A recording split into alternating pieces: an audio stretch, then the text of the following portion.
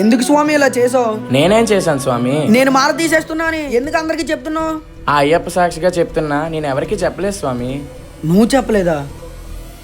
మీ friends అక్కడ మాట్లాడుకుంటుంటే అంటే అక్కడ నాతో మాట్లాడింది నువ్వు ఆ దైవాన్ని తలసిన ప్రతిసారి తను నీ పక్కనే ఉండి నీతో మాట్లాడినట్టుంటది.